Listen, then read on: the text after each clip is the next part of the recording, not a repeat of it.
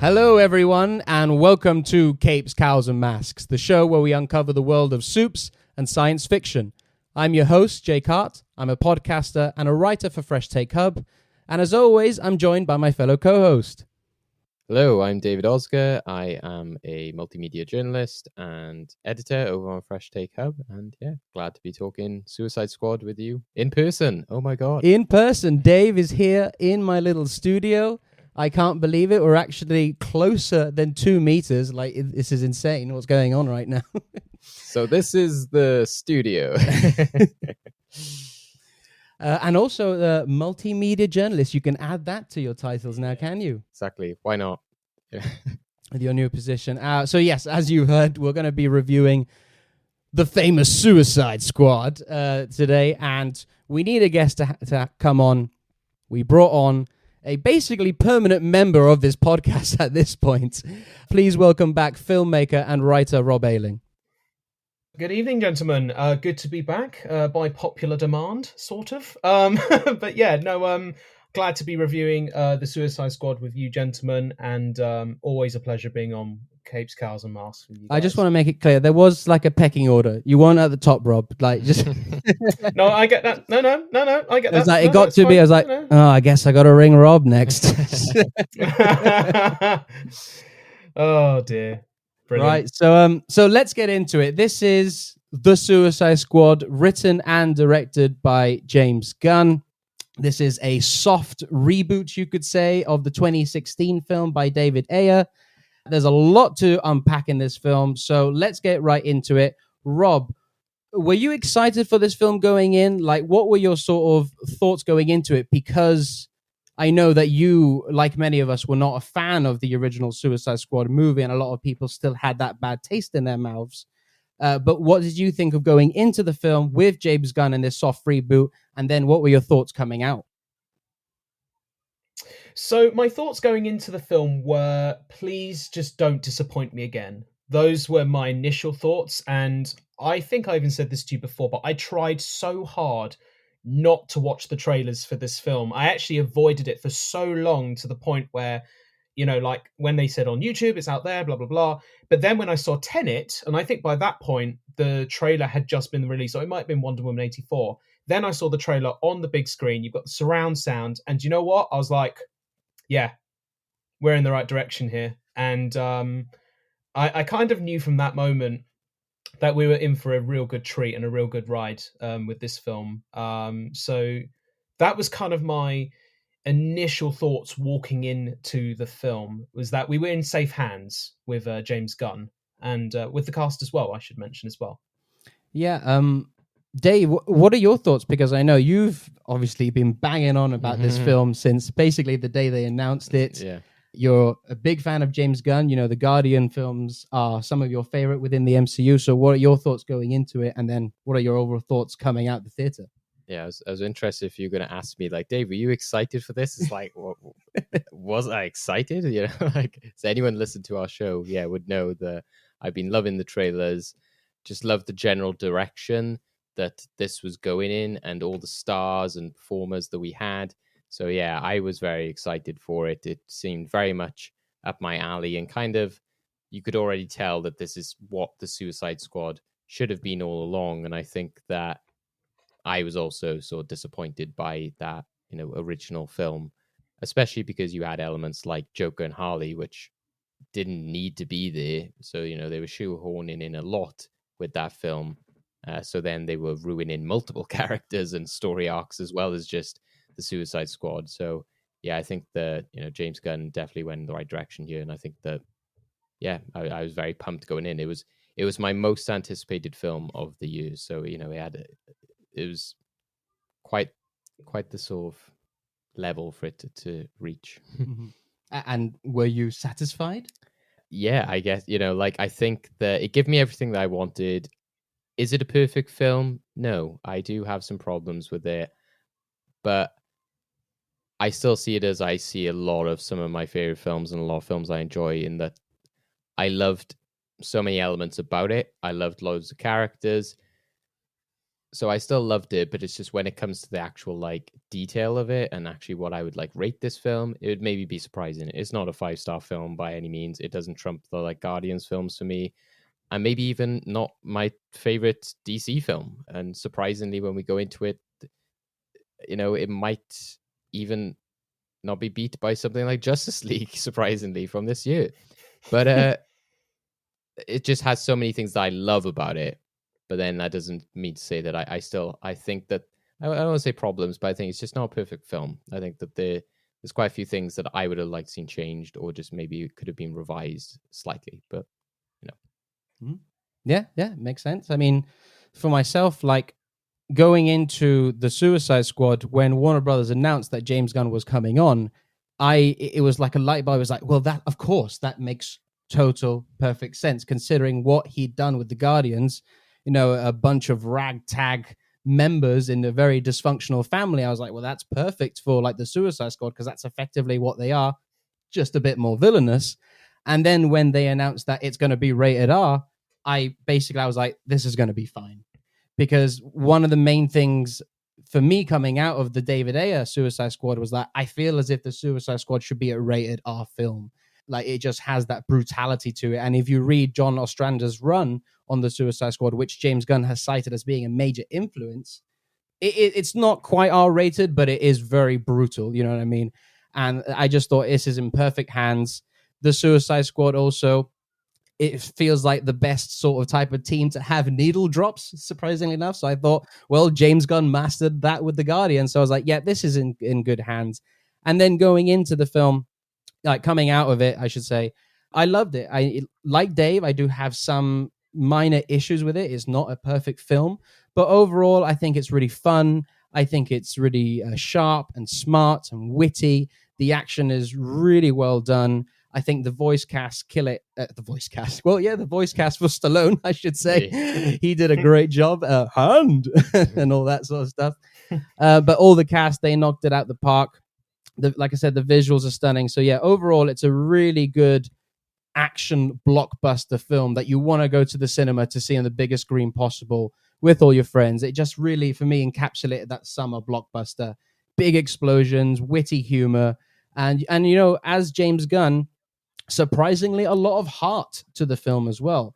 And I got really moved by a lot of the character arcs, and we'll get into the character specifics. But Rob, I'll start with you. What did you actually think of the plot and like the story they were going for? Because another criticism of the David Ayer one was that it just seemed a bit all over the place, multiple storylines going on. The fact that they were fighting this floating thing in the sky, and Enchantress, didn't feel very Suicide Squad. This one brought it very much more grounded, more military, you could say, more like an 80s or 70s action type of flick. But what did you think of the approach compared to the one that we got? I think the first and foremost, the best thing I can say about this film is its coherentness. Like, it's so much more coherent than the first Suicide Squad film that we got. And with this one, as you said, it's a very simple plot to follow. Just go to the Corto Maltese, Project Starfish, go in, blow it up, whatever, done. Simple as. Whereas before, it was trying to do too much in the space of a short time and trying to be bankable rather than trying to tell a decent enough story. And you hit the nail on the head when you said 70s action and 80s action, because to me, one of the things that I loved about this particular film was the fact that it did feel like, almost like a John McTiernan action movie. Or even, we've mentioned him so many times, but even like a Donner action film in some places, just the balls to the wall 80s kind of explosions, over the top action with comedy thrown in between. And I do think, and I might be exaggerating this ever so slightly, so do forgive me, people, but I do actually think this is probably one of James Gunn's best works, because I think this caters to his sense of humor, first of all, but his ability to work with actors, but his ability to tell stories in a comedic way, but also in an emotional way. But yeah, I thought the simplicity of the story this time around is what's really key to it. Let the character shine rather than trying to just do too much and try and sell too many products, I think, is the better way of putting it as well. Because I think one thing I hate about modern movies in particular, I mean, you probably don't get it so much nowadays, but it's product placement. But there's nothing like that within this film whatsoever. It's just balls to the wall storytelling, blow shit up, and sometimes we need those movies. And you said earlier, like, it's not a perfect movie. It doesn't have to be, but it has to be a fun movie, which for me it was. And it was fun from the moment we heard the first track, which, it was just the perfect way to open that movie. And I remember saying to myself in the cinema, I think I'm going to like this movie already. Yeah, it's a good point you bring up, Rob, because after watching the second time, I kind of felt like I don't think James Gunn is trying to reinvent the wheel here. I think he's just trying to have fun with these characters and make a bonkers action movie. But Dave, what did you think of his approach and the story and the plot element of it? Yeah, like I said, I think his approach always looked like a very effective, especially in what we were saying about the 80s aesthetic. And what I found most interesting and impressive about it as well was the kind of timeliness of it, which I enjoy a lot within cinema, and when blockbusters can do it, is when you can not date your film by putting it in a certain era or a certain time. Obviously, we've had that trend of like, oh, it's in the 80s and the 90s, all that kind of stuff, which is fun. And he could have easily done that with this film, I think, in a way, to have, this ode to like 80s kind of like military sort of A-team kind of like action.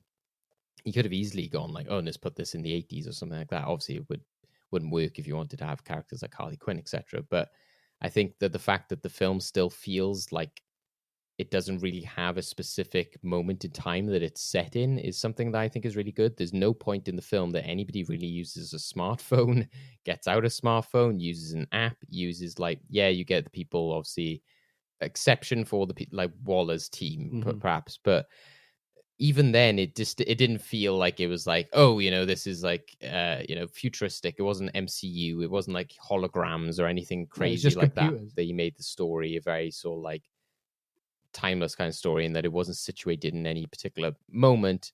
And yeah, it just had a very different vibe to it, that you had this sort of fake, South American country, and it very much played on the elements of, the team and the mission, and, like landing on the beach, and, you saw like went along with the characters as you go along.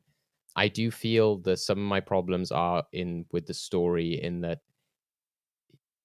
it kind of works for the film and it kind of doesn't. I think at the start of the film, it works very well, but then James Gunn relies too heavily on the kind of like, right, now it's this character's turn and now it's this story's turn. And I thought that worked really well, to have the the A team and the B team, all that kind of stuff. You focus on the squad, but there were times then when we would go into other characters that I was like, can we go back to the other squad? And it's not because I wasn't enjoying the storyline of that character. I just felt it should have been broken up a bit more. I didn't like this. I understand why he was doing it. He was doing it kind of like chapters, almost like Zack Snyder did with Justice League in a way. But I just felt that sometimes we were just spending too long on certain story elements. I just would have liked a bit more cutting back and forth, just to mix it up a bit, rather than make it episodic almost. Maybe he was getting too much in the zone of Peacemaker already. The fact that it felt very episodic in that way. So I think that's where the story fell down for me. And I also felt that the first 3 quarters of the film really like stood up against the last quarter as well. I felt that because the first half of the film was very, in terms of the story, focused on like gags and setting up those gags and having these comedic moments. Then when you just go like, right, all balls to the wall, like crazy action, everything's happening, it just felt like a bit inconsistent compared to what the rest of the film was like. So yeah, I think that the story, the actual plot itself, the idea of it is great, but I just think that there could have been a bit more work done on the script to sort of lead us up to Starro a bit more. I think we should have seen like the controlling thing a bit more dropped in throughout the film. Maybe a bit more intertwining of the stories, I think. So some of my issues with the film are more plot based, and how it felt like split up, and it wasn't always consistent maybe in its tone. But the actual narrative of it, I think, was genius. And I think that James Gunn clearly, and the producers in the studio went, here's all the problems of the first film. We're going to rectify all of these Yes. in this film. And one of them was the story, that it was like, it needs to feel like a suicide mission, for one, and it needs to feel like something that Amanda Waller would have sent them on. So the fact that she, in the first film, is like, oh, you need to save the world. It's like, no, like, when you need to cover up an American secret, yes, very Suicide Squad, very Amanda Waller. So that I really enjoyed. And like you said, as we mentioned, the fact that each character had an arc, there was a lot of callbacks and all that kind of stuff. The story worked really well at those moments. Yeah, I think I'm on the same wavelength than you in terms of how the story was portrayed. I don't necessarily have a problem with like the plot and how it was going back and forth between the characters. I think that had to do more with editing for me and the pacing of the film. So, like for me, it's funny that you said that it was like the last quarter that sort of lost you a bit. I actually thought the last act ramped it up a bit more for me, because it lost me a bit in the second act, because I found myself maybe following Bloodsport and Peacemaker and Ratcatcher 2 and Nuanu. Nanu, how do you say his name? Yeah. Nuanu, King Shark. I'll just say that. I was like, and really getting invested. And then like, meanwhile, Harley, I was like, I was just, this was really flowing well, getting to know these characters. Okay, we're going to do this. And I'm like, cool, let's go to that mission. But no, we have to cut to Harley. And, I've been a big supporter of Margot Robbie as Harley Quinn. And I think, we'll get to the performances later. And I think she kills it again. Very wonderful performance. But I just feel like James Gunn maybe really wanted to have Harley in here, but didn't quite know how to use her, I feel as if. And maybe like, so it's, I've got to create a storyline for her, but not integrate it with the squad. Just felt a bit weird for me. So that's why I wasn't too keen on, like, kept on going back to Harley. But when we get to action scenes, I will say that Harley probably gave me my favorite action sequence of the whole film, when she's breaking out of that building. I thought that was fantastic. But I did really appreciate how unpredictable this film was. And I think that's sort of part of my problem, but also a strength to it, because you're getting really attached to these characters and these storylines, but it's a subversion that James Gunn is doing, because then he's just going to kill one of them. Do you know what I mean? Even going to like the Corto Maltesians, that guy that Harley sleeps with, you know what I mean? Like, I thought, oh, this guy's interesting. Like, it might be going. So no, dead. I was like, oh, okay, then we're going to do that. I appreciated it, but at the same time, I was like, you kind of took something away from me there, Gunn. But it's also part of why I enjoyed the film. It's a weird relationship I have, because I liked the unpredictable nature, like from the first scene, where we kind of predicted, there's going to be like this team that goes in and they all die, and then the main team with like Idris Elba and stuff come in. We did sort of predict that was going to be that way. But even though I sort of predicted it from the first scene, they go ahead and do that. I was like, oh, okay, nobody is safe in this film. And James Gunn really did say, don't get too attached, because there were even characters where I was like, really shocked me that they killed them. I'll go. One is Rick Flag.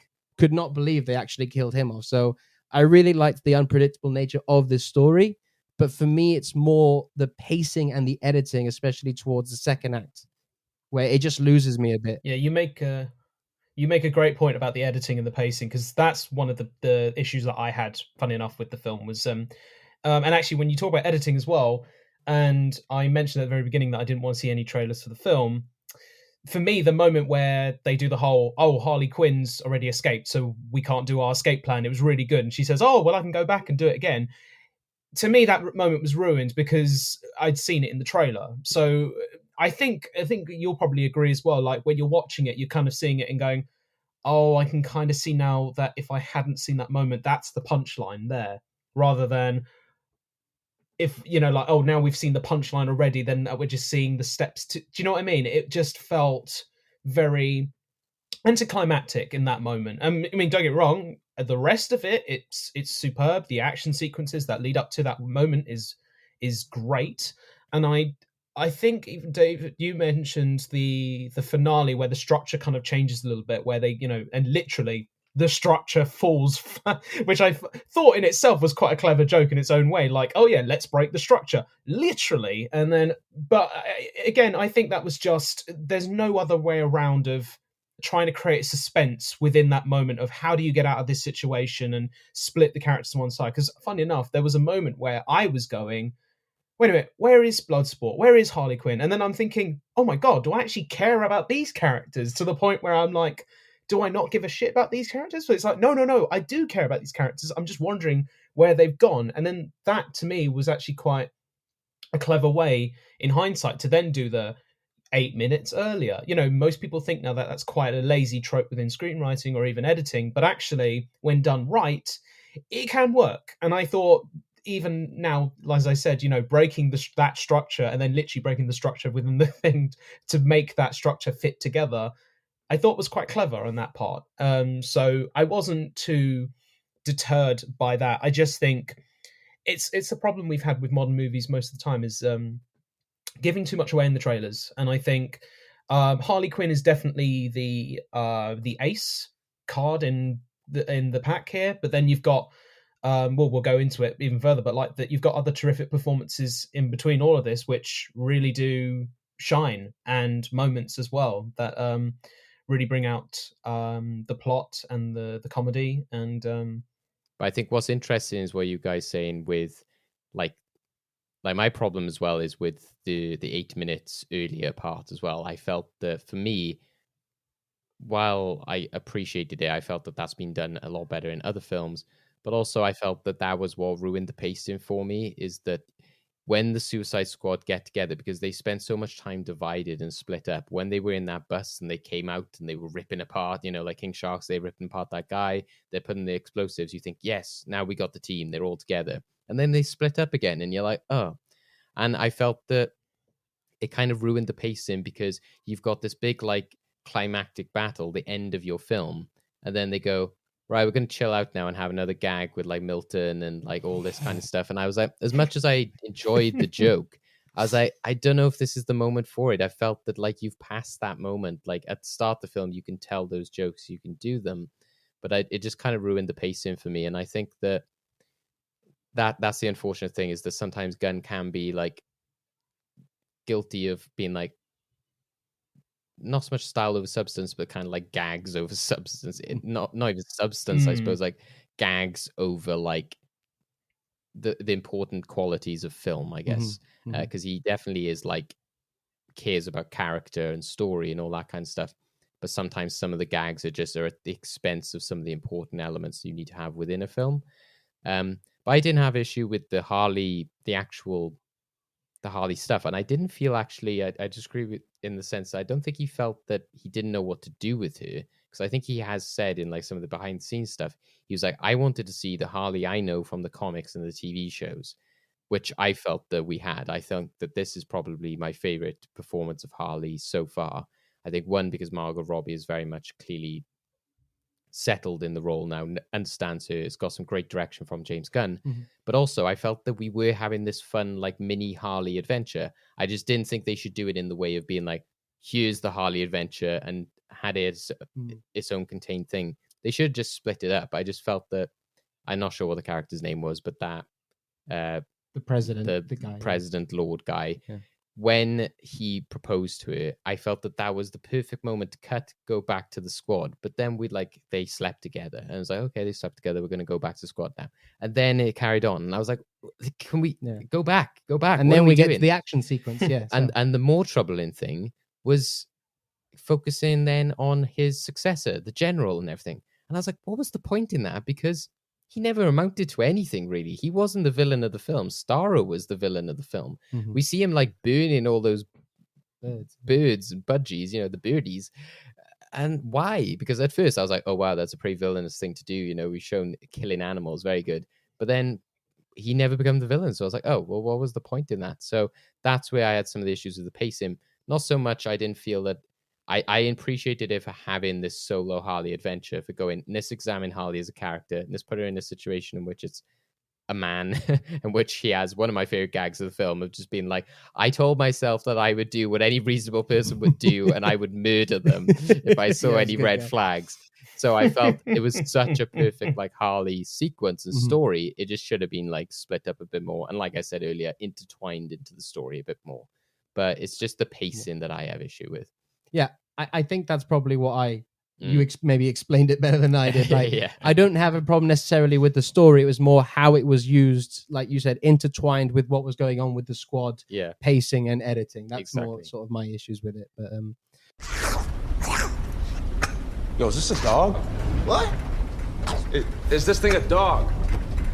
A dog? Yes. What kind of dog do you think it is, mate? I don't know. I'm not familiar with all the breeds. I'm gonna go with Afghan Hound. Since when does an Afghan have bloody thumbs? Oh my god, is it a werewolf? I've wanted to meet a werewolf forever. Yo, they sent me into a werewolf? right. Yo, let me out. I do not. I'm a werewolf, bro. Yeah, he's not a werewolf, okay? He's a weasel. He's harmless. I mean, he's not harmless. He's killed 27 children, but, you know, we got him to... I think he's agreed to do this. Whatever the case, just everyone get into position to drop. let's get into characters and the performances by them. So, Rob, let's start with you. Did you have a particular standout? You know, you could go not just one, you could have a couple or something. Oh, I've made this very clear of who my favorite character was, because as soon as I heard he was announced, first of all, David Duchovny in this film, like, he is literally the MVP for DC at the moment. Like, Polka Dot Man, by the way, is the character I'm referring to, of course. But he played Calendar Man in The Long Halloween. Haven't seen part 2 yet, but I've heard terrific things. He's in The Dark Knight. He's also in the Flash TV series as Abra. Is that the character's name? Yeah.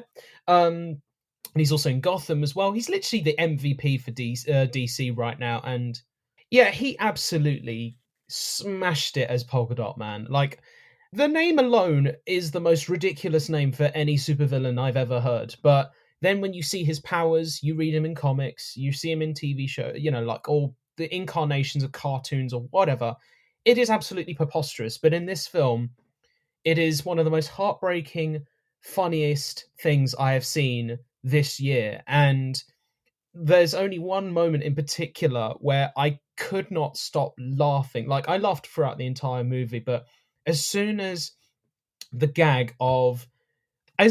like Idris Elba's Bloodsport, also terrific as well. He was very great in it as well. You know, he's going around, you take the high ground, you do this, you do that. He even goes, Polka, that's your mom! And literally you see the Starro turn into Polka Dot Man's mum. I literally lost my fucking shit and just burst into tears laughing. I could not stop laughing because as soon as they kept doing that gag again and again and again, I think they only use it literally 3 times. It's the magic 3 with comedy.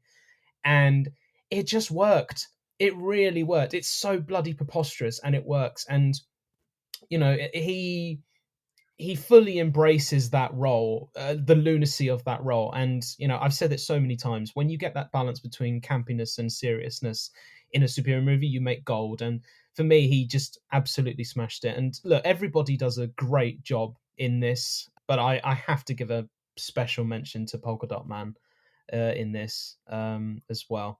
Yeah, a great choice. What I love about the mum like running joke is that it's played off very lightly at the beginning. He's like, "Oh, I just imagine them as my mother," and you laugh and it's funny. And then it follows up with like, "Oh, I just imagine them as my mother and I killed them all." Yeah. When they're all like, "No, I didn't see any people." But then it turns into something more, and I just think that's really good comedic stuff from James Gunn. How he evolves the joke. Do you know what I mean? He's taking it one step further each time. So then you get the next time where he looks at the squad and they're all the mum. And then, as you said, by the end, Starro is his mum. So he's just escalating that joke each time as it goes along. So yeah, I love that part of it. Dave, what about you? Any standout characters and performances? Yeah, well, definitely. First of all, like MVPs, you know, first of all, we've already mentioned this character. Loved seeing him here. Such a massive role within it. It is Sean Gunn as Calendar Man. So anyone who doesn't know, yeah, he's one of the inmates in there. He like takes the piss out of Polka Dot, which I just thought was funny because he has the calendar around his head and everything. He's just a jerk. I just love that. It's just like, he's just like, "Hey, Polka Dot, you know, where's your mom?" and all this kind of stuff. So yeah, that was fun. Also, Sebastian, I've said on Twitter, he is now my favorite DC superhero. Such a you know, at that moment, there's you know, I've said there's been some heartbreaking moments in comic book media this year, and Sebastian getting rejected for his little handshake or whatever it was from Bloodsport at the start, sorry, when he's like, I was like, oh, like my heart like tore apart when I heard that. I was like, oh no. I'm so glad he made it through the film.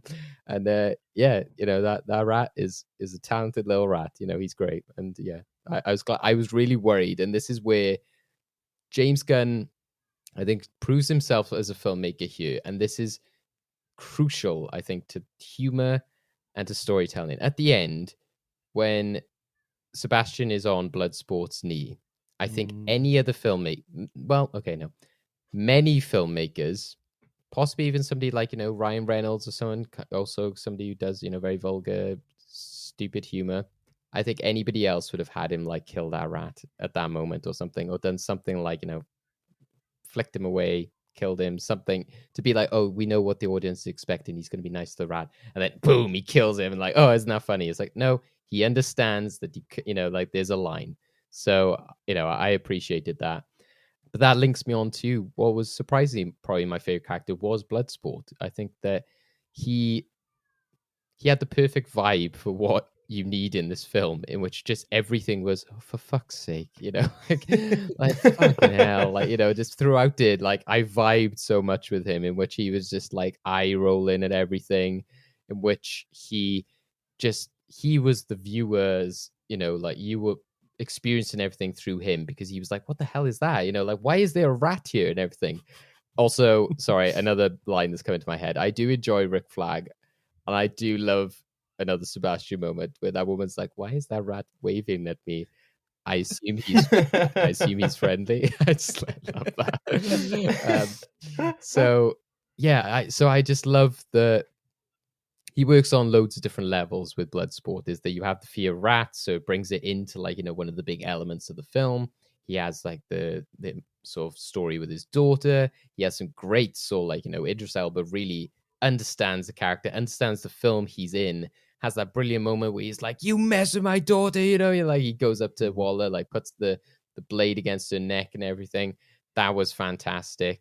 And that you had that arc. I almost saw the moment you were mentioning, Rob, in which he says, that's your mum. It was almost like the evil version of Cap in Avengers, when he, he tells like all the Avengers what to do. He's like, Hulk, smash, he's telling everyone where to go, what to do. He has that moment with the police officer. That's the Hulk smash moment. Yeah, it's the same. It's that moment of Bloodsport then being like, I am, unlike Cap though, who was kind of like willing to take on the leadership role. He didn't want to have that, but he has that sort of thrust upon him. And it just goes to show, like the rest of this film, this is what they did wrong in the first film. Like, I'm not a big Will Smith person. I love like Fresh Prince of Bel-Air and everything, love his music, but I think he's very much, again, like The Rock for me, Will Smith as Will Smith kind of person. Mm-hmm. And, that's the unfortunate thing with Deadshot in that film, is that it's not Deadshot, it's Will Smith as Deadshot. And there has to be, you have to sympathize with him. He has to have like an emotional, relationship with his daughter and everything like that. No, in this film, you have Bloodsport literally say like, I didn't want to have you. Like, why is, my... You also have the exchanges of, fuck you, no, fuck you, no, fuck you. My daughter got done for stealing a fucking like TV watch, it's like, it's great. So... I tell you what, I will say actually, because you said the whole like fuck you, like having the higher rating, I feel like gives the actors much more freedom to just give it their all. Like you mentioned Amanda Waller, Viola Davis, she smashes it this time around. Like in the first film, I thought you're on the cusp. You are on the cusp of doing something terrific here. What aren't you doing? And then I saw it here.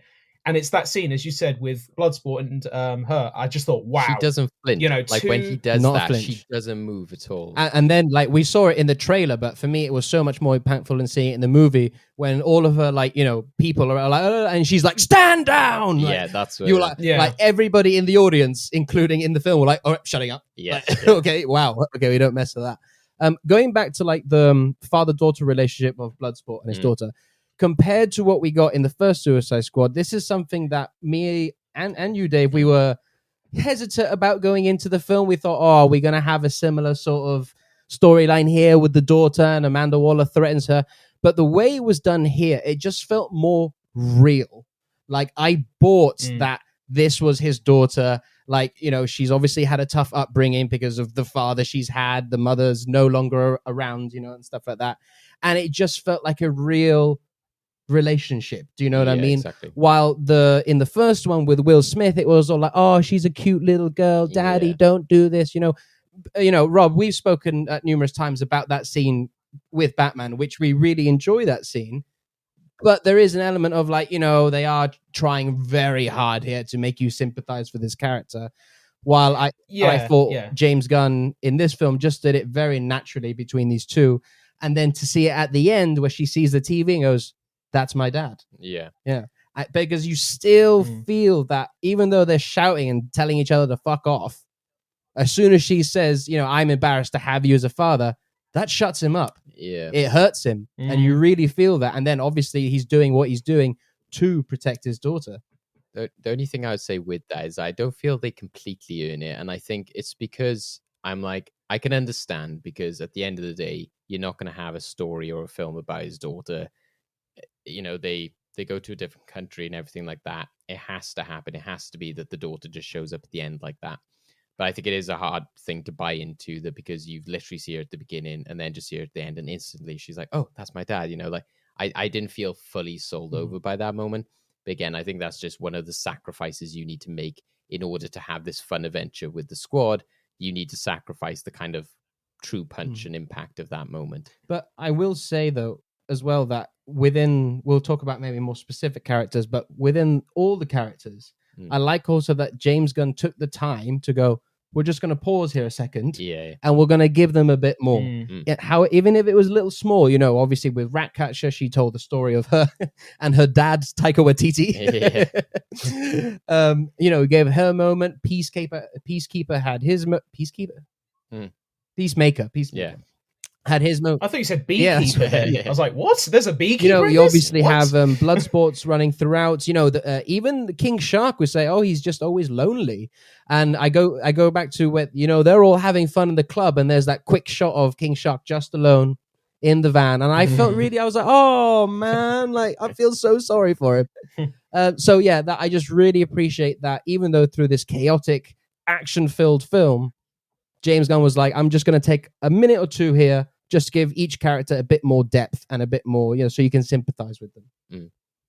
Yeah, even with because I was actually going to say I agree with what David said about the moment at the end where she's like, oh yeah, that's my dad. Part of me went a bit cringe, but that's why it's clever that you have the ending that you have where he strokes the rat, because ultimately that's his arc. He gets over one small step of his fear of rats, which I thought was quite nice actually, and ultimately a kind of a quirky way of ending the film, obviously with just the last shot of being the rat, of course. And I think for me, like, I have two standouts. I had two because I've seen it twice now, and I had a different standout for each viewing.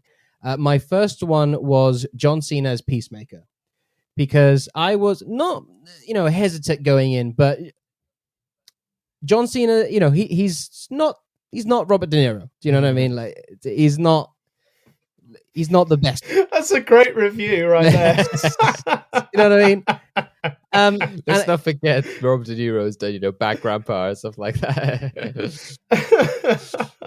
So yeah, like the films I've seen him in, I've not enjoyed him too much. I've some stuff I'm like, okay, he's got some decent comedic timing at times, and I know Dave keeps telling me to watch Blockers and Bumblebee. I have yet to see those two films, but I will see them to see. I will join him on that. I join. Okay, him on that as well. they're in my watch list. I'll watch them at some point.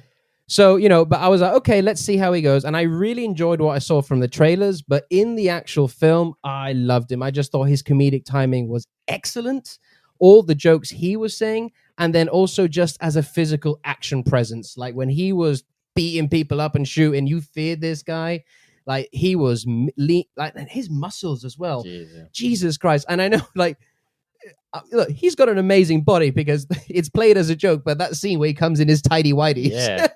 Excuse me, that's racist. Exactly.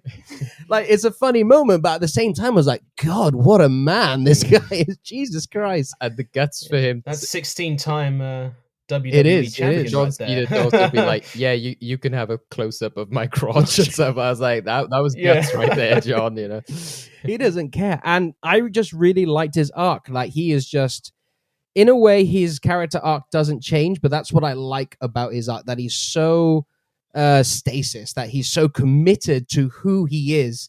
And he says, I will kill any men, women, or children I will do to get peace. And then Ratchet's like, I thought you were the crazy one. Yeah. You know what I mean? So the fact that he's so committed, and then at the end where he's like, you know, Ratcatcher's like, look, just take the drive. Why do you have to kill me? Because I'm thorough. Do you know what I mean? And that line, so even though his comedic timing was great, I really enjoyed the dramatic stuff he was given. And the actual twist at the end of, you know, him, it fooled me. It absolutely fooled me the first time. Thinking back on it, I was like, well, yeah, that makes total sense. Of course, Amanda Waller would have another little trick up her sleeve. Of course, it's so who Amanda Waller is.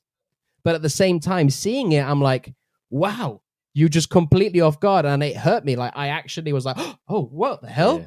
You know, actual gasp in the audience. So fooled me. And then upon second rewatch, I was like, okay, let's see if I can point out to see none of it is in the film. It is a fantastic twist that you just don't see coming. There's no hints at it or anything. It's brilliant. Also, the gags, like his delivery, he has a lot of comedic range. So when you look at somebody like Dave Bautista, who is, of course, excellent, brilliant, but, you know, he very much is like playing it in like a sort of like standard one-note way. But here, you know, John Cena's doing the scenes like you mentioned. He's like, I'll do anything for peace and all this kind of stuff. And when he has that moment in which he's like dope as fuck, like it's just like the voice and like the face he does is then he like becomes it's a different persona that he takes on in that moment, which is just glorious. My favorite moment with him, because you could immediately be like, oh, he understands this character, and you can tell immediately who he is his introduction. I love it when Bloodsport and Amanda Waller, and he's just there in the doorway already, stood perfectly, looking like a soldier, looking like, yeah, I'm really confident, and like already being like trying to trump, you know, Bloodsport. The fact that Waller says the exact same thing as well. Yeah. So yeah, he did a great job. So yeah, it was fantastic. So it's funny with me because I'm not saying I disagree, because I like John Cena and I think he's great in this, and I think his comedic timing, you've hit the nail on the head. He's got great comedic timing, and I think here he does a really good job with Peacemaker, and I like the fact that they use him sparingly because clearly they have bigger plans for him now. And I love the fact that he's so proud to wear that costume as well, because well, first of all, it's incredibly tight fitted, so it shows off every part of his muscle. So of course he's going to be proud to wear that. But it's just so colorful. But my problem with John Cena in this film was one of the things that I actually thought might happen, and it did happen sadly, which is there is some humor within this, and this is something I've had kind of criticism of James Gunn in his previous work, where it's kind of catering to, and I'm going to choose my words carefully and try not to offend your viewers here, or listeners, sorry, I should say, 15-year-old boy humor, in that it's very, do you know what I mean? Like, it's just, it comes across as a bit, like even the tighty whities joke, I laughed, of course I did, but then I thought to myself, we are cutting back to that shot and him very, a lot, and it's, you're pleasing two audiences there, I get it, but there are moments in it where John Cena delivers a line, and it's almost like it's clever casting having him in there, first of all, because first of all, he's going to pull off the stunts because, again, former WWE wrestler, or current WWE wrestler, I should say. But he has a younger demographic. So he is ultimately going to appeal to that younger demographic right there. So Gunn knows he's got to cater that kind of humor to that character and to that actor. So for me watching it, I was like, this is where the humor doesn't quite land as much for me. But then that's why you've got other Suicide Squad members like King Shark, who, simplicity is key, and quickest paycheck for Stallone ever, I suppose. But the other character that I thought does get somewhat underplayed and could have been so much more, I think. But is it the Tinker or the Thinker? Yeah, it is, isn't it? Yeah, the Thinker. Sorry, I thought they said the Tinkerer at first, and I was like, no, that's the Thinker. But Peter Capaldi didn't really need to be in this film, really. You know, I think anybody else could have played that role, and it probably would have been the same, which is such a shame because I like Peter Capaldi a lot, and I just think that they could have done so much more comedically with that character rather than just a bumbling British buffoon. You know, I would have loved to have seen, again, that's probably the childish, you know, kind of humor thing coming in again, because again, Peter Capaldi has got a young fan base of the Doctor Who fans. Do you know what I mean? Well, I could feel Tom like dying Yeah, inside I mean, right now. I liked Capaldi in this, but my issue was that, you know, they make a passing reference to why he's got those things in his head. It makes my brain smarter or whatever like that. But you don't actually see him use his abilities or powers in the film. Yeah. Like he says he can, you know, he's the only one who can control Starro. Well, surely that's got to do with your head. Like, let's see some action, maybe some communication between him and Starro, something like that. Yeah. Like you said, Dave, you wanted a bit more lead up to Starro. Yeah. That's all you maybe needed. One scene of like him speaking to Starro and Starro, you know, saying, "Oh, I'm going to do this." Like, you know, Yeah, they could have even got rid of half of the, you know, generals and the president and all that kind of stuff and focused more on Thinker and you know, like him being like more the villain in that way, I guess. But yeah, I wanted to see more of the build up to how he controlled humans and just him being the ultimate force, the ultimate thing that was going to happen. Because I didn't feel we knew from the trailers the Star was going to turn up, but it wasn't like a ticking time bomb of like, oh my god, you know, he's going to like erupt at any moment kind of moment. I felt we were building up to this kind of like, oh, taking down this government sort of moment, and then Starro's thrown in at the end. So they could have used the Thinker to build that up more, I think. 0227 is wide open. Colonel, dispatch the detachable kid. TDK, 2 o'clock! TDK is the detachable kid?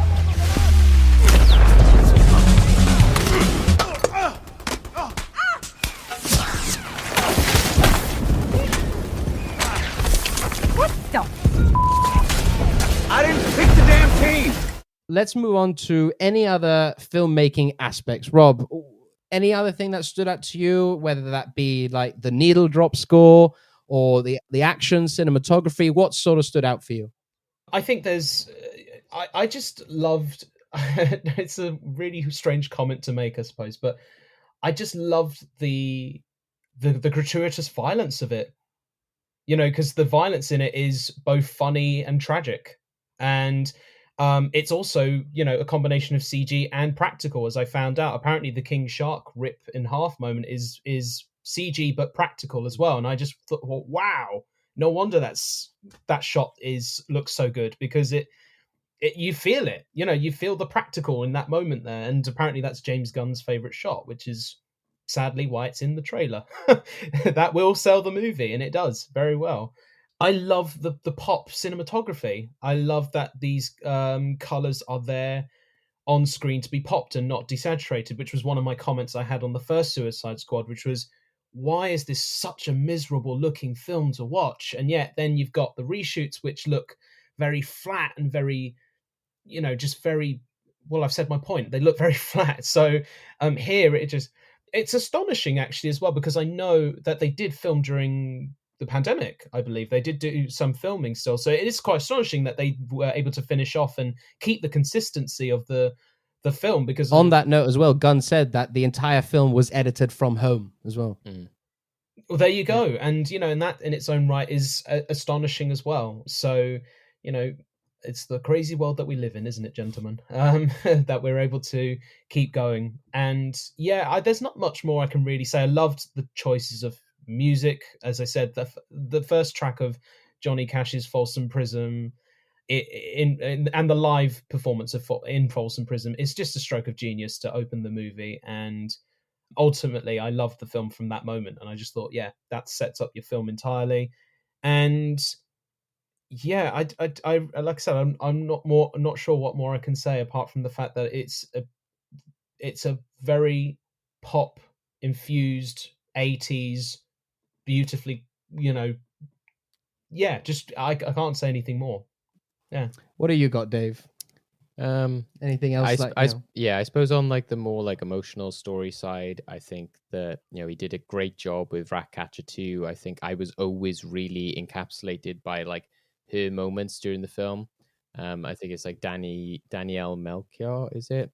I'll find out. Yeah, she was fantastic in just what great performance from her. The fact that like the tears that she had, the emotion that she was bringing. I also loved the jokes about like, oh, millennials, and she loved to sleep and all that kind of stuff. Because as a millennial, I was like, yeah, I can relate to this. So I felt that she did really well. The character was really great. It was kind of a very James Gunn thing in that it was kind of similar to Guardians 2 in that it was kind of like in that film they have the like, right, let's add in the kind of Yondu being the father stuff like right at the end, and let's throw in the like why Rocket is being such a dick, and like the Yondu's going to be like you're me, and they throw a lot of the story in there kind of thing. But at the same time, I'm like, well, this is still a hell of a lot better than 70% of Hollywood, in which they don't even make the effort at all, and it's so bold in what it does. So again, even though I don't think that he's not a very subtle filmmaker in that way, and he's very heavy-handed with the way that he puts in those story elements. But personally, I can't see myself doing it any different because I'm not the most subtle of persons. I couldn't do it in the most artistic or subtle ways. And that's why there are filmmakers out there which you go like, oh, wow, oh my God, what a intricate, like expertly told story. How have you, the script is like a work of art. He's not like the most fascinating of script writers in that way. But he is because he makes lovable characters, big moments. And that's what that scene is at the end with the rats. It's kind of like, I didn't feel that we had like earned it. I felt that like we had almost even built up to it by having all the rats surround King Shark. I was kind of like, maybe you should have built up to like how many rats there were, a bit more, that we would have been like, oh my God, there's like thousands of rats, because we almost had thousands of rats with the King Shark moment. So maybe we should have built up to it a bit more.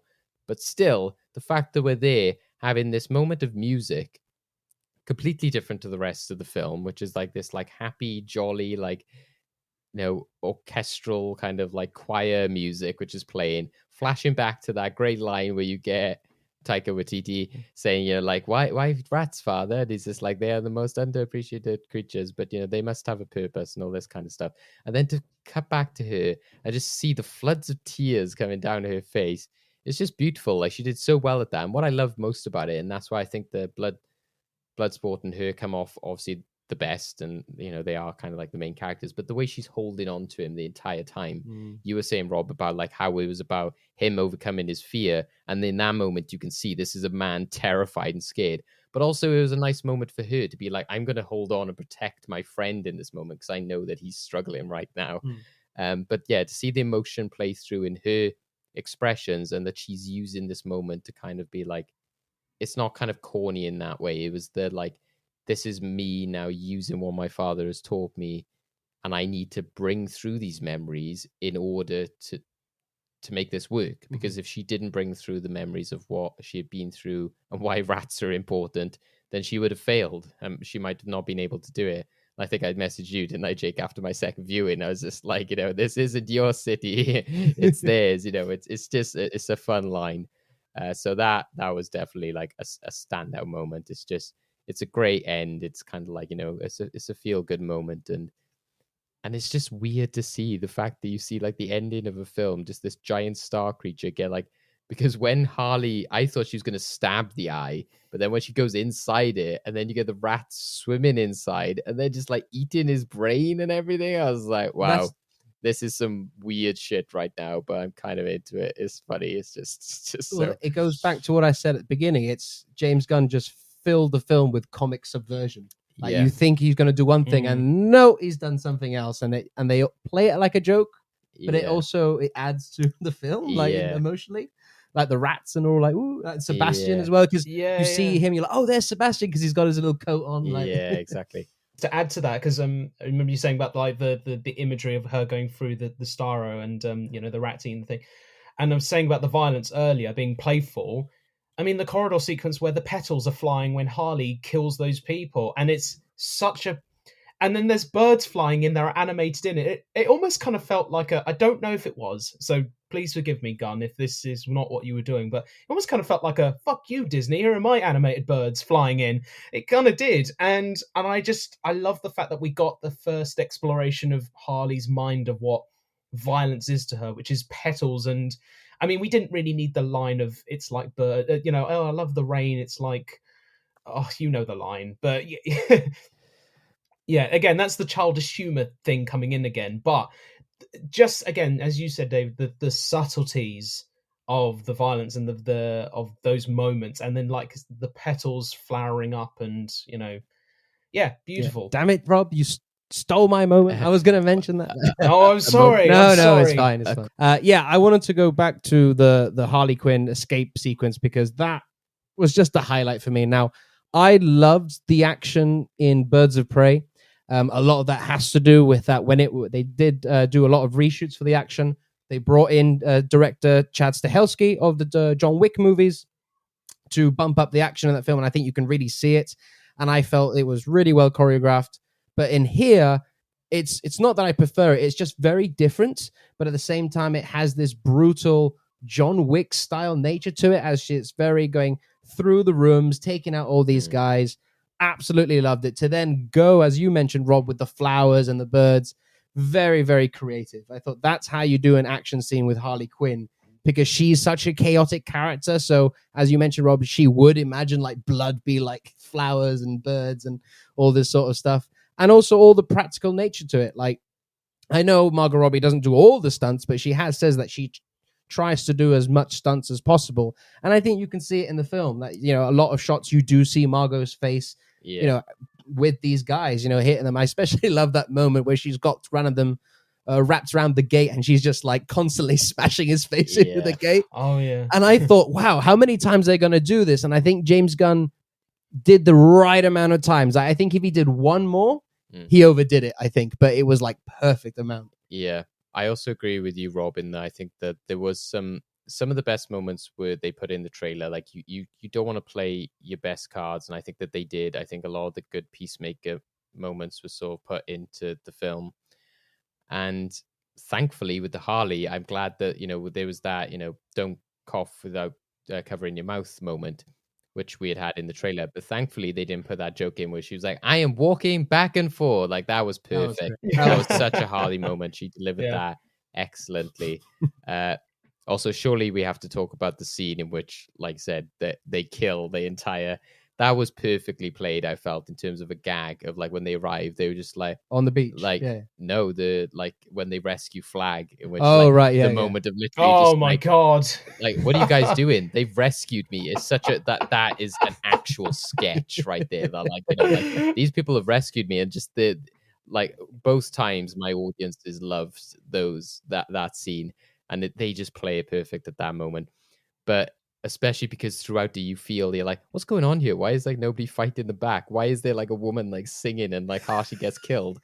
And like, I love the way that John Cena like goes around with the blow. Yeah, like the blow darts just like, is great. But I thought that added to his character because it was just this lady just doing the washing, and he's like, nah, you're gonna die. Exactly. He does it later when they tried to save Harley. He's like, I've got a visual on like the only person in the building. It's just this a random person in the office. Like, just shows like what a filing some paperwork on the phone.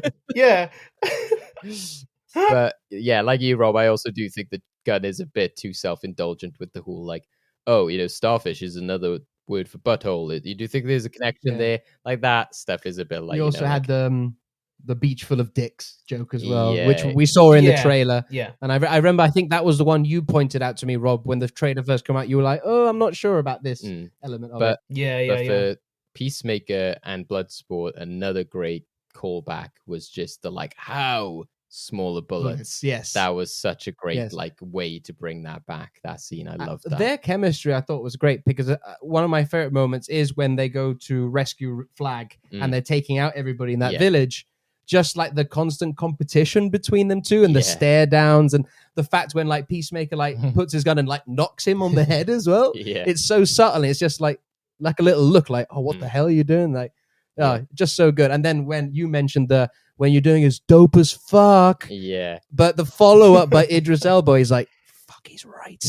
And That was dope as fuck. have them at the end to like face off. It was like a Western standoff. When they see each other, it's built up to that moment. You're like, oh shit, this is good. So yeah. All right then. Dave, do you have any other moments you want to mention or any other filmmaking aspects? I think, like I said, that the first beach scene is worth mentioning because while I thought it was a great way to open it, it was a great joke.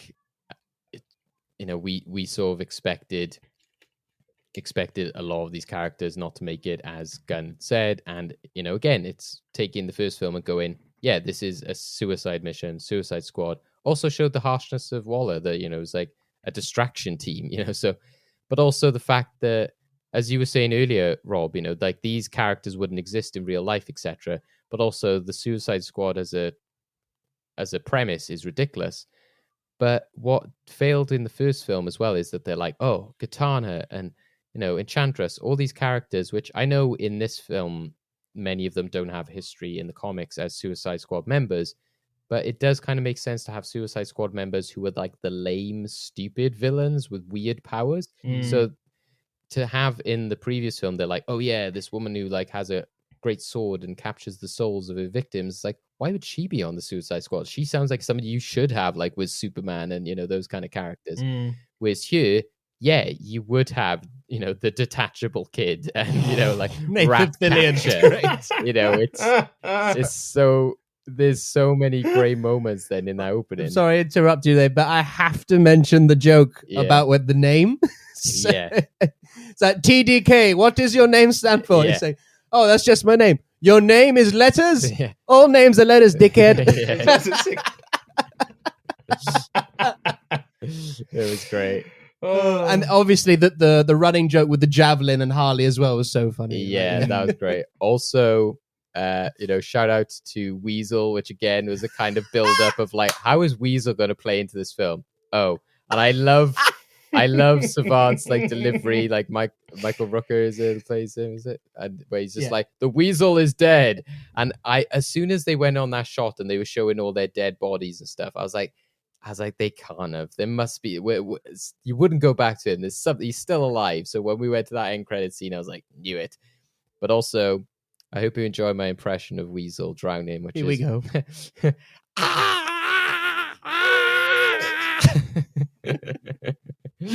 At the end, though, he's like all the little noises. So good. I liked Rick Flag's line. Was like, "Did anyone check if Weasel could swim?" Yes, exactly.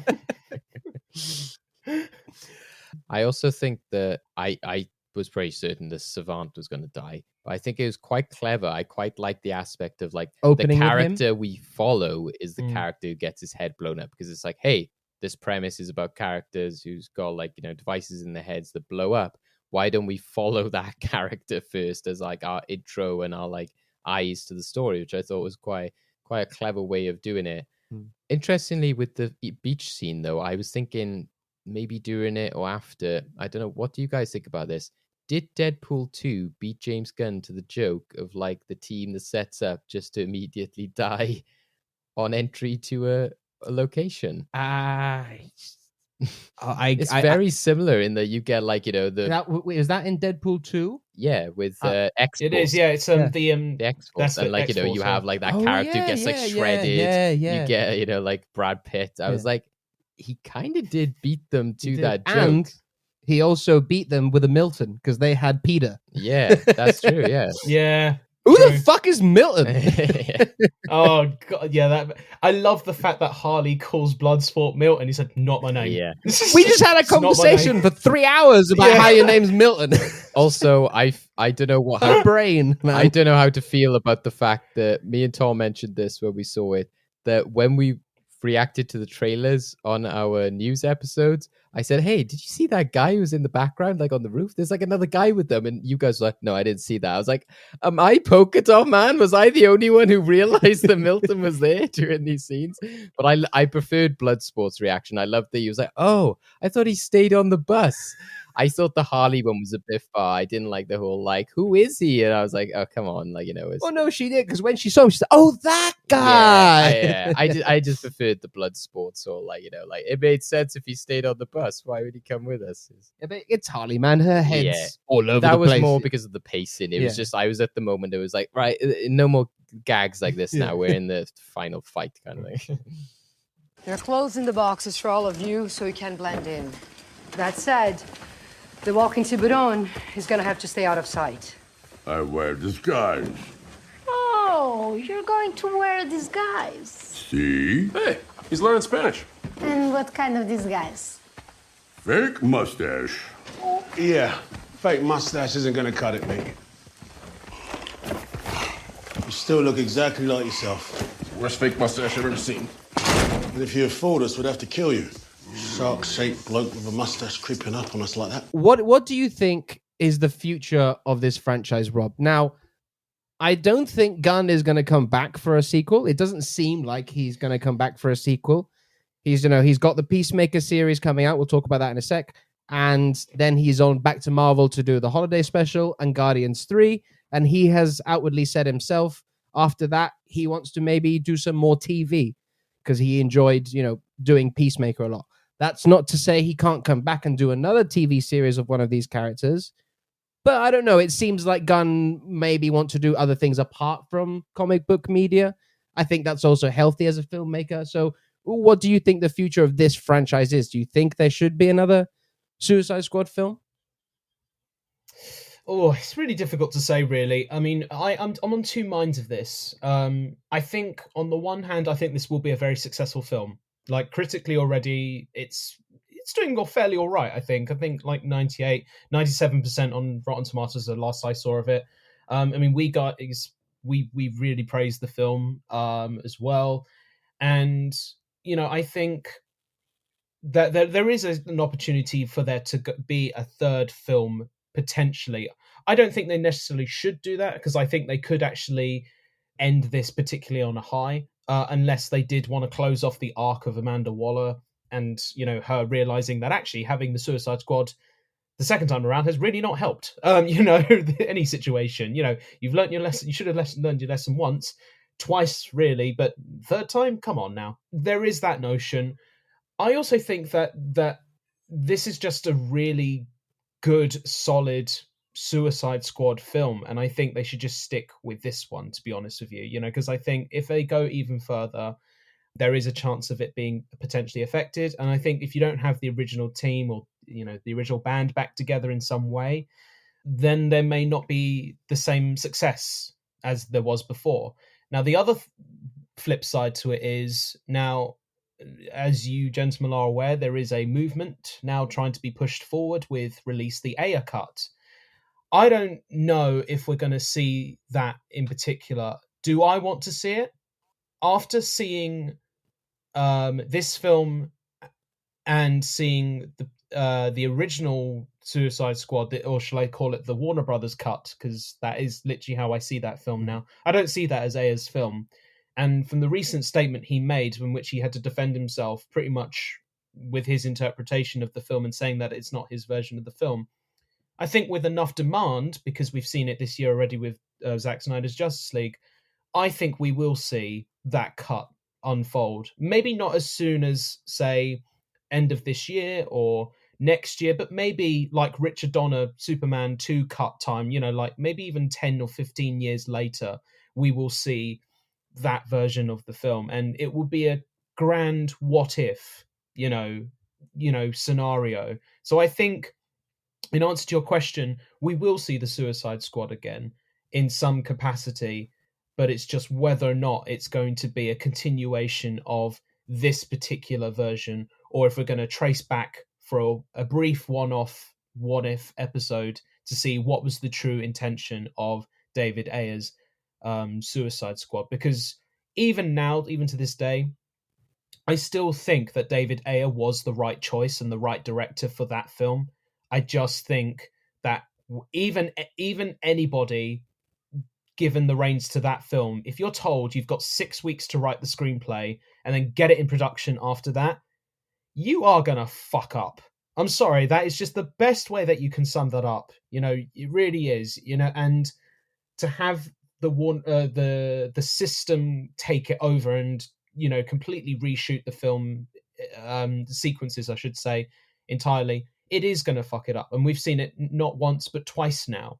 So if anything is proven with this Suicide Squad film is give the control back to the creators who love the material enough to actually tell a decent story and bring these characters to life in the best way possible.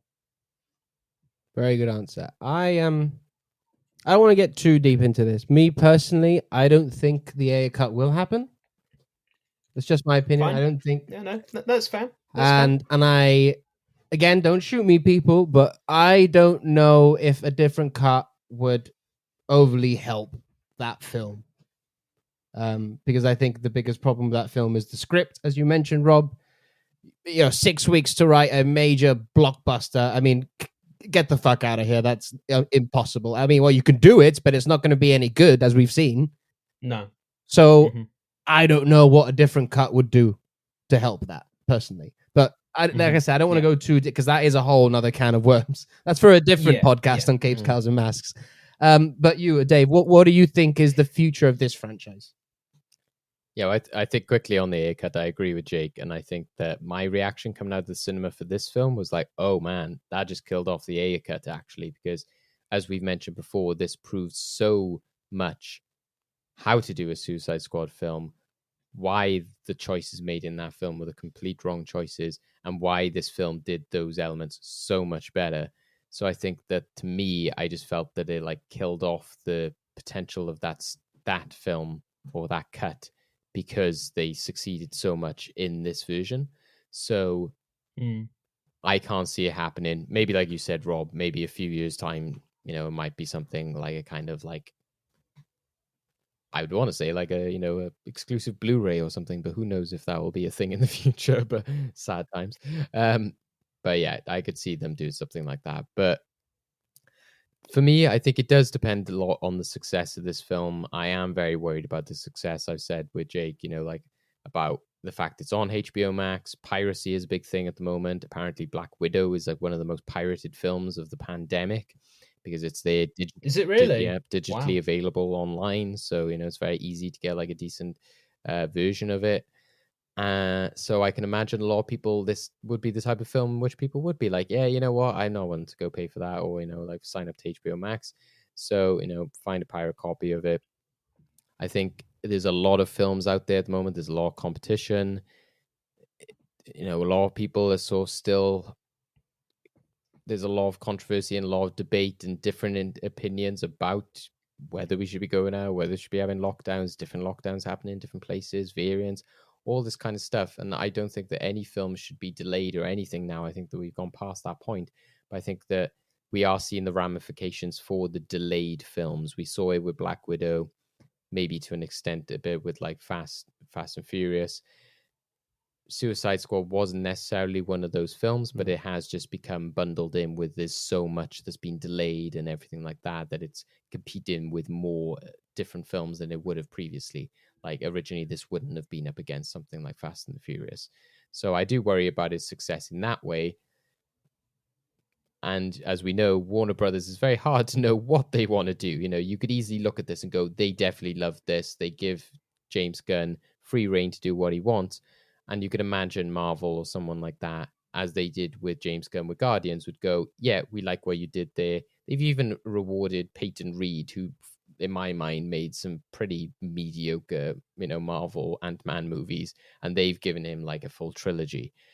Whereas here, I think Warner Brothers is too much of a hard-to-tell studio to know if they will reward loyalty and good quality, because they just seem so all over the shop and they don't seem to know what they want. But what I would like to see, and what I could see happening if things go well, is that I could see James Gunn returning. I would like him to, because my problems that I had within this film, I think that he could level up. He could, he could grow then as a filmmaker and a storyteller, where he's more comfortable with the characters, all of that kind of stuff. But also, I think that I'm not sure if it does need to be as cut and dry as like this is the third film. Yeah, we need to have Harley back with oh no, Captain Boomerang's dead. I think you could easily just bring back whatever characters you want to, like Gunn did here. If he wants to bring back Captain Boomerang, just do it. You don't even have to. You could either go down the route of like Peacemaker, like some miraculous scientific surgery. You could bring Black Flag in that way if you want to do it. It's like comics, we've seen it before. Just do it. I mean, that is the very essence of Suicide Squad in the comics, is that pretty much nearly every issue or every arc, it's a new team. Yeah, exactly. But I think you could either go about it and make the film like another Suicide Squad film and not even address that they died in the last one, So if you wanted to bring back that character, or you could do it in the way of like Peacemaker, like there's some miraculous surgeries brought them back to life. But also, like you said, James Gunn, I think on Twitter said, here's my list of all the characters I considered, and like throw me characters and I'll tell you whether I considered them for the Suicide Squad. And there were loads. There was Killer Frost. People were saying about Condiment King. So many characters. Deathstroke. He knows so many obscure niche DC characters. I could see him coming back and being like, yeah, I want to do another random team again. And I think that it'd be almost like Waller's team. We would all be there with our money, like, all right, who's going to die now? Who's going to hit the dust? My bet's on this guy. And I think that would be quite fun. And we could have this big team of characters again. We're going to wonder who's going to make it out. We're going to wonder who's going to make it onto the team. And yeah, I think you could just see it as a standalone thing. And it just doesn't have to be contained by the restrictions of sequels, third films, what happened in the last film, all that kind of stuff. James Gunn could do what he wants, but as you said, Jake, he's a very busy man, and I'm not sure if he'd have time anytime soon. But if I was to bring back Suicide Squad, that's the way I would like to see it again. I don't think it's like a franchise in that you tell a continuing story or anything. I think you just do it every few years with just a completely random team, whoever you want. But one thing I would want to see very soon is I actually would want to see James Gunn do a Harley Quinn film or series. I think he really understands the character. I said that I thought that contained story was good. I just felt that the placement and use in the film wasn't great. But I think he really understands the character, and that collaboration really came through really well. I thought that the performance was fantastic from Margot Robbie. I would love to see a Harley Quinn film with James Gunn involved. Which is a shame, because Margot Robbie was asked recently when she's playing Harley Quinn again, and she said she has no plans to play the character again. There's nothing in development with Harley Quinn. So yeah, which is a shame, because I feel that here she is in some ways. I was watching this, and I know this is like a bold statement or something, but I was watching it thinking this is almost like a Robin Williams kind of she understands this character now. She's bringing a character performance to the big screen. Like Harley, like Margot Robbie has become Harley Quinn, just as so many other characters have become ingrained with the characters that they play on screen. So like Hugh Jackman Wolverine or something, I would really miss seeing Margot Robbie now at this stage. Wasn't convinced by her at all in the first Suicide Squad. Birds of Prey, I felt like, okay, this is the Margot Robbie version. It's good. It's maybe not, but here I felt, oh, now we've got you, and I would love to see that continue. I think it'd be a shame to lose it at this stage. Oh yeah, you keep a powerhouse actress like that as one of your leads of your biggest franchise, you know what I mean? So she could be the next Wolverine, I think. Hugh Jackman Wolverine. The great thing about Harley Quinn is that you can pop her in any, well, not any, but you can pop her in a lot of different DC films, and like Birds of Prey or Gotham City Sirens, or she could even pop up. Well, not the Batman, but a Batman film and stuff like, you know what I mean? So yeah, I mean, so a quick one then before we head out. Peacemaker. So we know we're getting his series. We weren't sure, is it going to be a prequel? Is it going to be a sequel? Because we're like, oh, is he going to die? They fooled me, because when they killed Peacemaker, I was like, okay, the series is going to be a prequel. And then you get the post-credit scene. He's like, oh, they miraculously...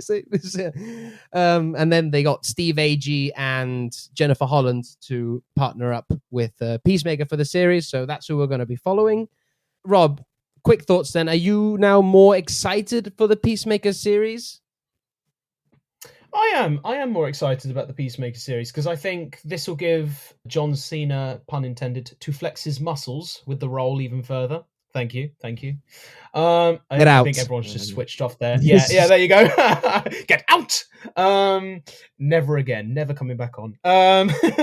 But no, I think this will give him the chance to do what he does best at the moment, which is bring the action, but also bring the comedic charm and comedic timing. And as I said, I think this will give him the chance to actually grow into the role even more. And I think I'll probably appreciate the character more in his own adventures. And it's interesting because I think I've heard him say it's like the opposite of Captain America, this character. And I think we need a character like that right now? I'm not sure, but it'll be intriguing to see. And I'm very surprised even now that Warner Brothers even greenlit a project like this, but then I'm not surprised because they've got also HBO Max to think about, and they've got to think about their subscribers. And that's where, I know you guys said your part about the Ayer cut, but that's where I thought maybe they might even do that for that reason alone, because they know that they're going to get subscribers because there are people out there that are wanting that Ayer cut. Personally, I would rather see release the Schumacher cut of Batman Forever. I'd rather see that, to be honest with you. But anyway, back to Peacemaker. Peacemaker, I'm intrigued about. I'm not overly, I'm pumped for it yet, but I'm intrigued. Color me intrigued. I was intrigued prior to the film. I was like, okay, this is interesting. I liked the fact that during lockdown, James Gunn was like, you know what, I'm just going to write a TV show, and wrote the Peacemaker series. So I was like, okay, he clearly really loves this character enough to make a TV show out of him. So I have faith in Gunn in that aspect, his artistic vision and what he wants. But I was like, I don't know. Like, my hesitancy towards Cena going into the film, it's more for the series, because I was like, within an ensemble, I think he works quite well. He plays off the different characters, but I was unsure about him being the lead of a series. I don't know if he has the pathos, the gravitas, you could say, to carry a whole show. My concerns of that are still there, but they are smaller after seeing him in the Suicide Squad. But there's still an element of like, I don't know if he can carry like a 6-episode show. That's the only thing. What about you? What do you, Dave? Yeah, I'm still on the same sort of level I was before. I think I'm more on board in that I can see the humor, and I can see what will work about it, in the sense of like we mentioned earlier, that scene where he's like targeting the secretary, and he's just like, I've got the shot and everything like that. So you can imagine then, like, okay, I can see what's going to be the interesting part of this character and this series, what will make it different. And almost like you were saying, Rob, about whether this should be a series that they're making right now, but it's almost maybe as if like HBO Warner Brothers wants their own version of The Boys, because that is very much like a political commentary. James Gunn is quite political, as that is what got him in trouble the first time. So maybe, this is his chance to sort of do that sort of commentary, especially with a character who in this film was, working on behalf of an American, a corrupt American politician, official, etc. So, there could be an element of that in there. But I'm still like Jake, I'm not quite sold on like, well, he seems to work as a sort of character within the team, but I didn't see anything here which was like, oh, he needs his own series. And I could still imagine a Peacemaker series would be like, he would still have some form of team, and there would be some other random DC characters thrown in there, which by that stage you're like, well, why not just do another Suicide Squad or do some other team or some other DC project and have him in there? So it'll be interesting to see. I think there's still a lot of question marks. I didn't come out of it thinking like, yes, I need to see this. I was, like I said, actually more like Harley Quinn show. That's what we should have had. Yeah. Because again, Gunn proved that he understands the character. The sequence she had with the president was again almost as if like that was an episode of a Harley Quinn episode. So that would have been my go-to choice, probably because James Gunn was like, well, I can't get Margot Robbie on like television, or for a maybe the price that she would need to be paid, etc. But yeah, I think that would have been my go-to. Out of all these characters, I think obviously a lot of them would have been too high a price. Not Sebastian. Get a little show for Oh, Sebastian well. and his pals. Yeah, we'll just give him like some like shorts, like Disney Plus does. You can have like a little short. Little Sebastian short. Ratatouille 2. Ratatouille 2.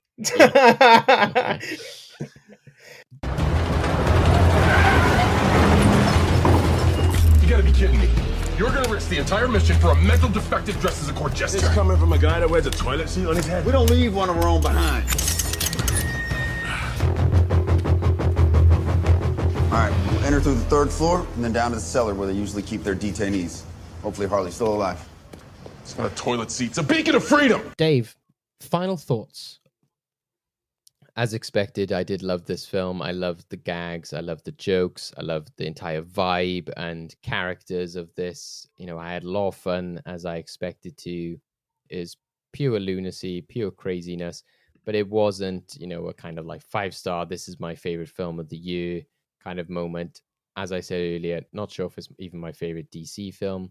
I just felt, at least even though stylistically I didn't sort of vibe as much with Justice League, it did seem to have that kind of like rounded off sort of story elements, and they sort of, dove into certain elements, really effectively. Whereas here, because I had, issues with certain bits of the pacing and certain bits of the story and certain gags and jokes, it wasn't, a perfect 10 out of 10 for me. So it's maybe easier to award the sort of top spot to something still like Wonder Woman, because it's just that sort of more like gives you everything sort of film, has humor, has great action, has a good story. Still, that film suffers from a very bad like end act, which on that note, we're talking about whose cut we'd want to see. I want to see the Patty Jenkins cut of that film without the stupid CGI fight at the end, which she had the ending that she wanted for that film. But yeah, I think that, like I say, it's not my like top film of the year or anything like that, but I did love what I saw. I loved the characters, and I definitely would have fun watching it all again. Yeah, I mean, similar to you, I thought this film was everything I wanted it to be. A fun, bombastic, violent, very funny James Gunn action movie full of weird and kooky characters. It gave me what I expected of it. Could some things have been better? Absolutely. Some of the pacing, some of the editing didn't quite sit right for me, and just elements of the story. But overall, this film I recommend to anyone to go see. Go to your local theater, see it on the biggest screen possible. I haven't seen it in IMAX yet, but even I would say go see this film in IMAX because it deserves that sort of experience. It was filmed and made in IMAX, so make the effort. I say if you can, obviously, and just bring all your friends around because it just seems like that communal community. Let's all go to the for a summer blockbuster. So yeah, I thoroughly enjoyed it. Couple of issues, but it's good. It sits high on my sort of DC rank. Rob, how about you? To close us out, what are your closing thoughts on the film, and where do you rank it within the DC EU? Well, I will say to start off that anyone who's going into this film thinking that James Gunn is doing exactly what he did with Guardians of the Galaxy to kind of, break out of the mold of a system of movies that has been set up already. This is not the Guardians of the Galaxy with a new paint job. This is a pure love letter to the Suicide Squad comics, and that's exactly what we wanted, and that's exactly what we get. It's an insane, bonkers, fun, energetic, 70s, 80s action-fueled adventure, which just utilizes its R rating to its full potential, and in doing so, you have great comedic moments, you have some awkward comedic moments, but you also have some terrific performances all around, and especially from David Dastmalchian as Polka Dot Man, who I think absolutely steals it for me. I mean, look, Margot Robbie is fantastic. Everyone is really great in this, but for me, Polka Dot Man was the one that I thought it's the weirdest character, but it's also going to be the most terrific character because that's the one where you're going to really root for the ridiculousness meeting tragedy along the way. And it works. It really does work.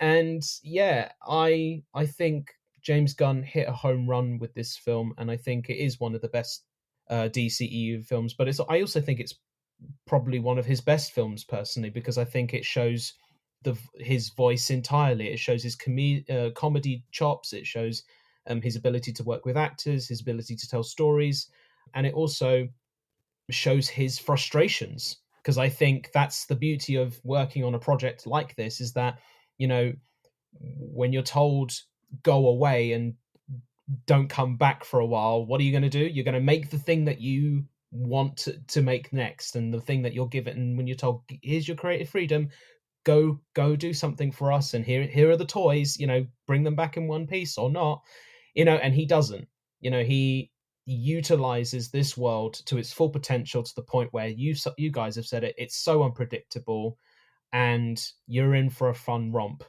So yeah, go and check this out in the cinema. It's definitely a popcorn movie as well.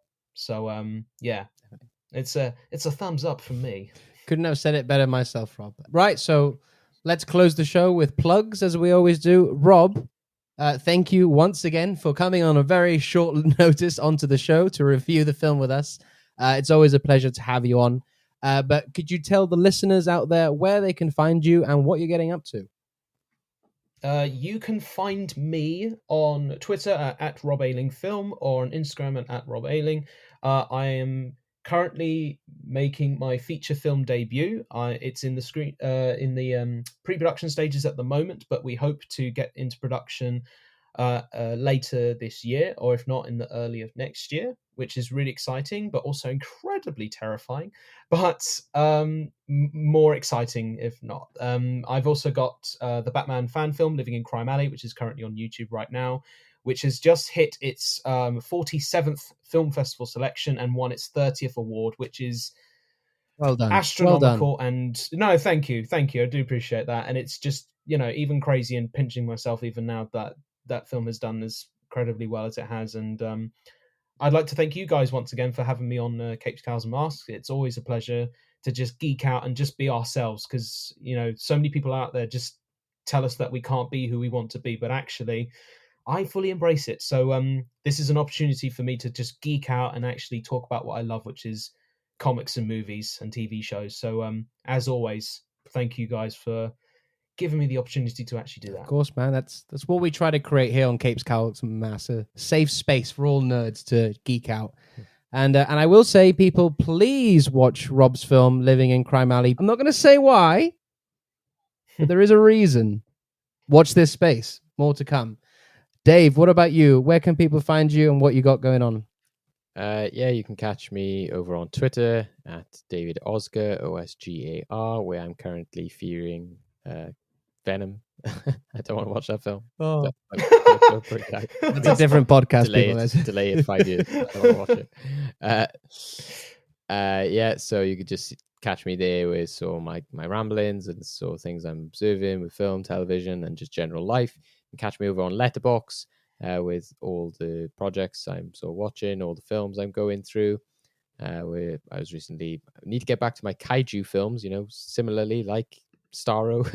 We don't have, Starro versus the Suicide Squad, but, I need to go back to my kaiju films. So if you want to catch all of those, my reviews on there, you can catch me on Letterboxd at David Oscar as well.